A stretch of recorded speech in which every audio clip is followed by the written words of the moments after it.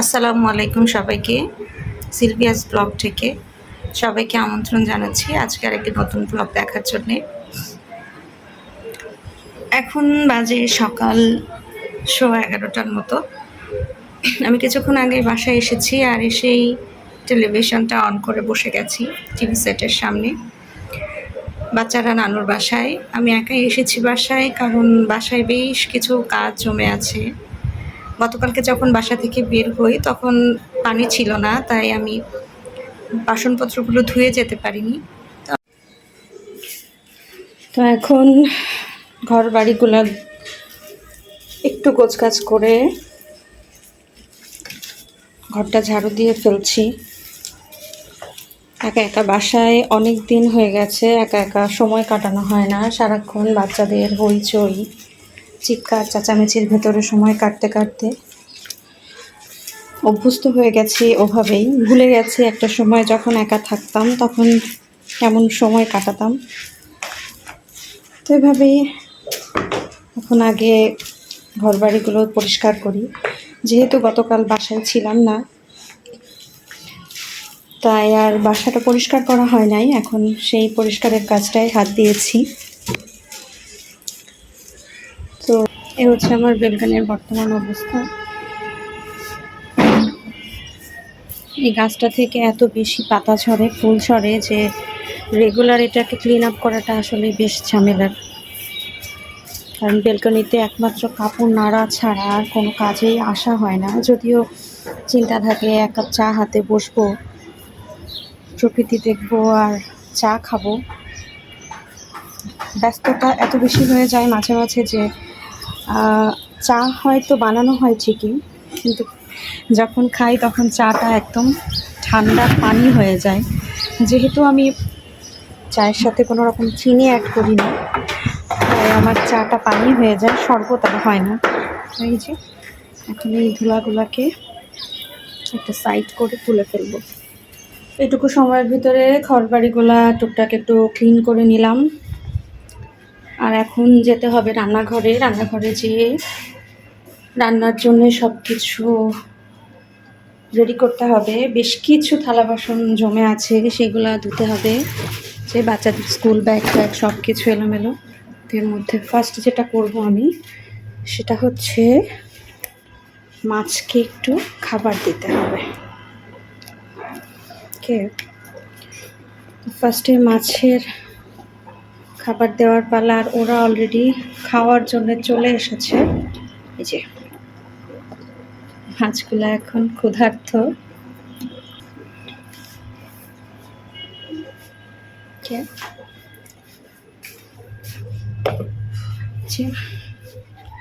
এই রুমটাও মোটামুটি ক্লিন।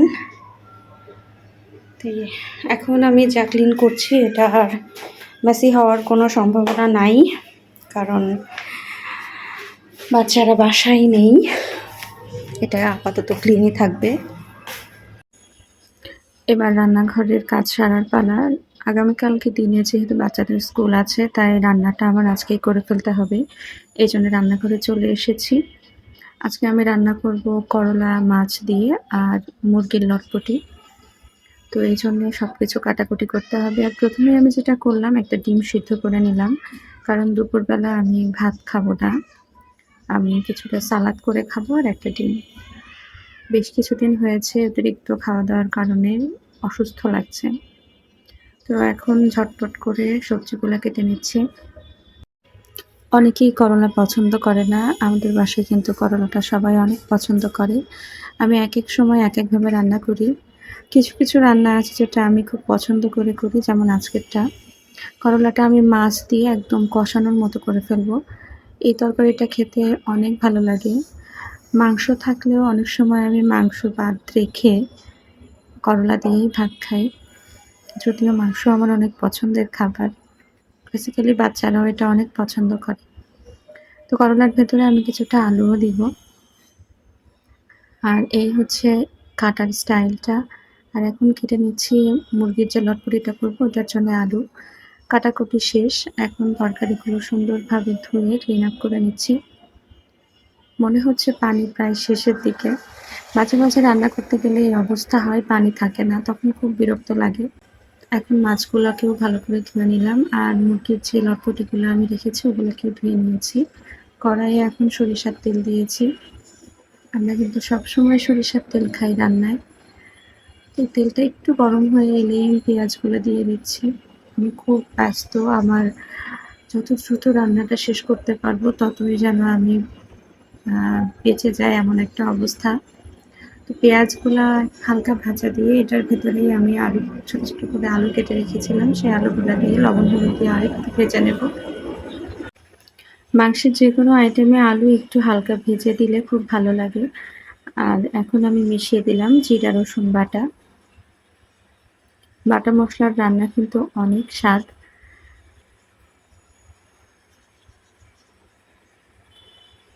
হালকা একটু কষিয়ে এ পর্যায়ে আমি মুরগির সে লটপটিগুলো দিয়ে দিব।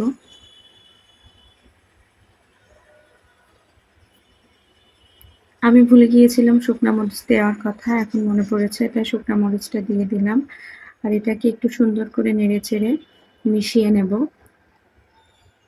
আমি কিন্তু এইমাত্র পানি দিলাম, এর আগে কোনো পানি দিই নাই। এবার এটাকে সুন্দর করে ঢেকে দিয়ে ভালোভাবে কষিয়ে নেব। এবার অন্য চুলায় চলে যাব।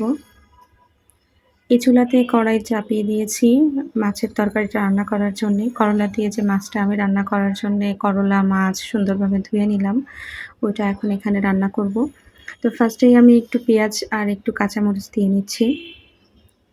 এটা হালকা একটু ভাজা ভাজা হলে আমি মশলাগুলো দিয়ে দিচ্ছি। এই যে এখন জিরা রসুন বাটা দিয়ে দিলাম।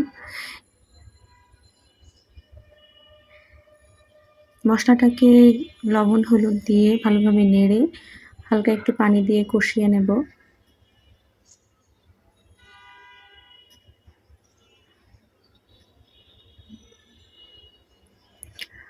মশলা প্রায় কষানো হয়ে এসেছে। এখন ঢাকনাটা তুলে একটু নাড়াচাড়া করে এটার ভিতরে আমি দিয়ে দেব আমার মাছগুলা। এই পর্যায়ে মাছগুলা দেওয়ার কারণে মাছে কাঁচা মশলার একটু গন্ধও আসবে না। এই যে মাছ, এই মাছগুলা এখন আমি দিয়ে দেব মশলার ভেতরে। রান্নাটা খুবই সিম্পল, কিন্তু আমার অনেক ভালো লাগে এভাবে করলা দিয়ে মাছ রান্না করলে।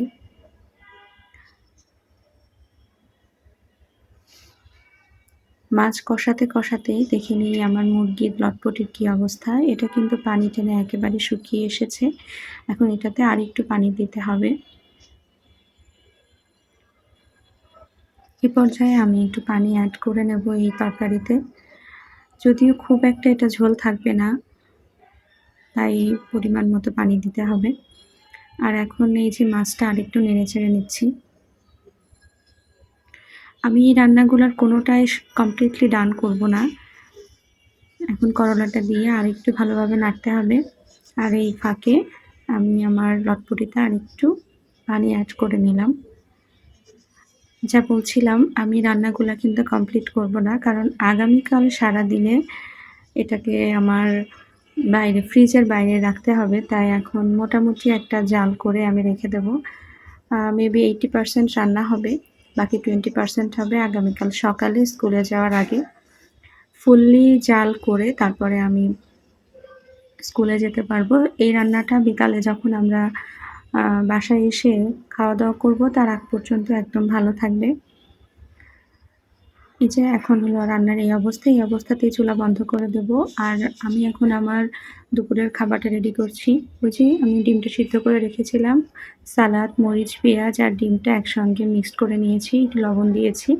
আর আমার কিছু রোস্টেড পিনাট ছিল, এগুলাকে এটার ভিতরে অ্যাড করে দিচ্ছি।